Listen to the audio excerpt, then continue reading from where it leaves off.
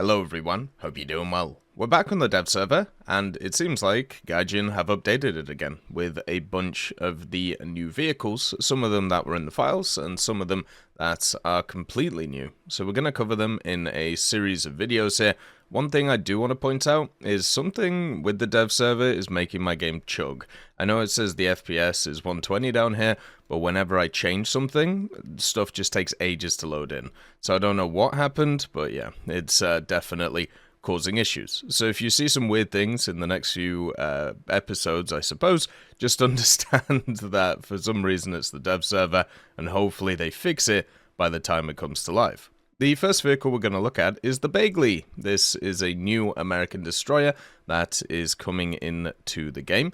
It's in the Blue Water Tech Tree, and it is going to be at rank 2, basically between the Barker and the Fletcher. So it's going to be 4-0, along with the Aylwin, but at rank 2, it means that it can actually do the first daily of the day, which is quite nice, unlike the Aylwin, which is a bit too low.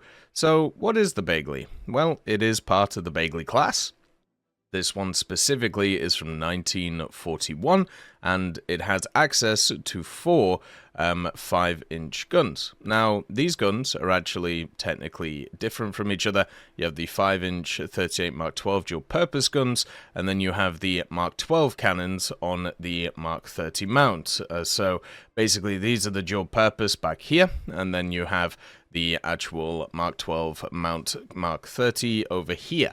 And I still haven't really looked into why the mounts are different. Seems a little bit odd to me that you would have different mounts, but they should fire the same rounds, so it shouldn't make a huge difference. Those 5-inch guns are backed up by a few 50 cals, literally. You have 250 cals here, and then you also have 250 cals here, and then a really interesting set of torpedoes. And I've never seen an American machine with torpedoes like this. If you want to compare it to a lot of machines for America, you can usually see like the torpedoes are like centrally mounted, and therefore you can fire all of them off. So this is like the gearing, and then if you have a look at something like, let's say the Porter, for example, they're once again centrally mounted. But maybe before the war, they just decided that they're not going to do that. Instead, you're going to have some go one way and some go the other. Another part that you may have noticed which is different is the deck. The deck is actually a kind of blue, which looks really nice. I don't know if this is, well, I'm guessing it is historical, but it just looks really cool because you have a different contrast compared to everything just being the grey colour. So looking at the armor profile, the only armor on it is on the front turrets. It does technically have that 16 millimeters of hull steel, which is quite nice, but it doesn't have that anti-fragmentation armor a lot of these American destroyers get.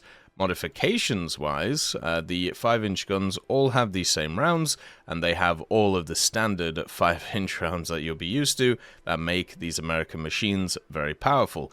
You have the HE, then you have 2 kind of AP shells, the common, which is here, with 125 millimeters of pen, with 1.15 kilos of explosive mass or TNT equivalent, then 900 grams of TNT in this one with 152 millimeters of pen, and of course the HEVT as well.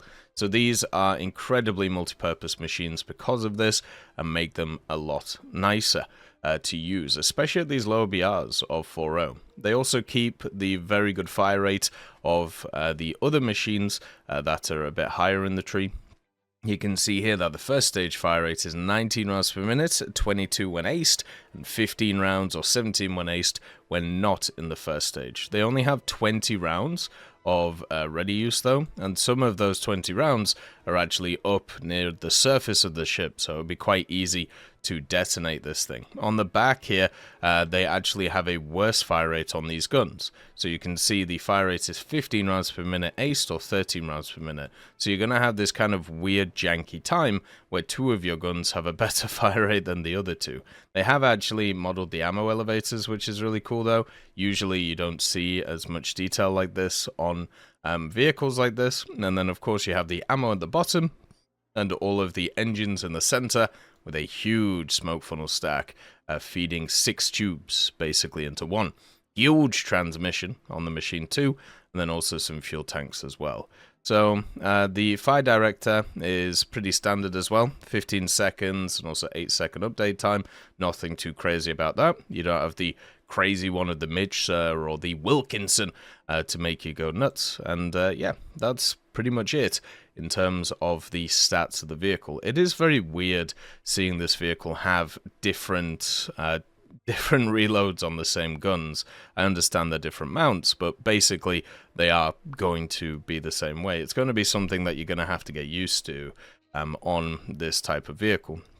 Now, the other part of it is, of course, the torpedoes themselves. Since this thing has 16 of them, you'd think that the torpedoes were good, right? I mean, they're okay. I mean, 9 kilometers at 4.0 is fine. The thing that annoys me more is the fact that they're just weirdly mounted, and that's going to make it really hard to actually get all of them off at the same time. You're going to have to do like half of them, and then you're going to have to turn and do the other half, where if you have a look at some of the more deadly torpedo machines, stuff like the Yugamo, or the Udachi, or the Shimakaze, you can fire them all at the same time from one side, and that's not how this works. And also, before you get the torpedo mode, which gives you an extra 3,650 meters, these torpedoes are going to be really, really short. You know, 5 kilometers, 5 kilometers or 5.5 kilometers is just not good enough for a destroyer torpedo unless you get on very specific maps. And I suppose at rank 2, Bass Racing 4.0, you will get on some of the smaller maps, but there will be times where you'll get farmed out to the larger ones, and those torpedoes will not be worth it.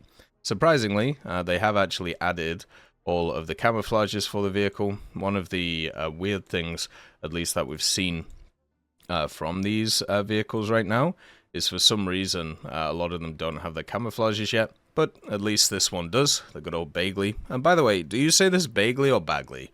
For me, I would say it Bagley, just because, I don't know, it seems right, but Bagley, I suppose, also works. I feel like you'd need 2 G's for a baggers, but who knows? Maybe it's some weird Americanism. But it's cool to see kind of like a pre-World War II destroyer. It's something that we don't see too much in terms of America. A lot of focus is basically on like the kind of mid World War II destroyers and also late World War II destroyers nowadays, especially in terms of conversations. But with a vehicle like this, with its mounts for its 5-inch guns, it offers something slightly different than what you're going to get in different areas. So you can see here the 50 cal's working hard to be able to try and live and survive. But the gun mounts themselves definitely will still be able to pack quite a lot of punch. The 5-inch cannons are easily in the game the best in terms of destroyer cannons, just because of the fire rate and also because of the different rounds that you can bring along to annihilate stuff. The only thing that you have to get used to is the fact that you're going to have a weird asynchronous fire rate because of those back guns, and that is just something you're going to have to be okay with, especially if you use kind of non-salvo fire like I do. By the way, a lot of people have asked, like, how do you fire all of the guns at different times? So how do you do this? Basically, if you hold down the ranging fire button in the controls instead of just the primary button, which does this, then what it'll do is it'll fire them individually. Now, you do have to have the camera turned off for, you know, seeing the shells and stuff like that, but I think it's worth it because it means that halfway through a salvo, you can actually adjust your aim, which is really powerful. So 4 5-inch guns, 2 of them having a slightly weird fire rate compared to the rest. This is going to be a very good machine. Like, it's going to do exactly what you want out of a American machine. You want it to be able to do a lot of damage. You want to be able to output a ton of shots with those 5-inch cannons, and that's exactly what this is going to do. And also, if you want to make your silhouette smaller, you can do, and then just point the 2 guns, which obviously have the highest fire rate, towards the enemy, which also is going to help it out. I'm looking forward to this one. Usually these types of destroyers are pretty chill, pretty nice to play, pretty easy to grind out. I'm sure this one will be too. As always, I hope you have a wonderful day. I'll see you next time. I'd just like to thank GMG Smiley, CD Beans, Chieftain Mike, EMN3 Galaxy, Tulio Pontecorvo, Brendan Quinn, Carrion Crow, Gus Irenicus, Pyman, Wartinder, Teddy, Daniel Stanton, Martinez, B. Young, Ozzy Panzer, Alan Hacker, Liam Shear, Opium Prime, Lafouche, Sem Aslan, Uncle Bean, and Derek R. for supporting the channel.